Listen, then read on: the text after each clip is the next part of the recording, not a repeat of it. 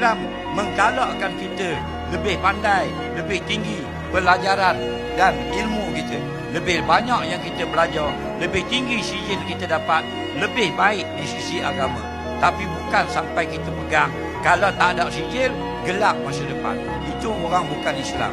Orang Islam yang jamin masa depan Allah. Lepas tu bila kita tahlil la ilaha illallah, apa makna? Tiada Tuhan selain Allah, tiada jamin masa depan selain Allah, tiada menghidup selain Allah, tiada mencipta selain Allah, tiada menyembuh selain Allah. Semua Allah, Allah, Allah, Allah.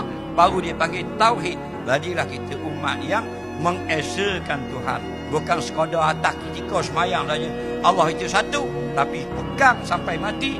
Allah menjamin hidup aku, sama ada aku cemerlang dalam SPN atau gagal, yang menjamin hidup aku hanyalah Allah. Baru betul akidah kita. Wallahu a'lam.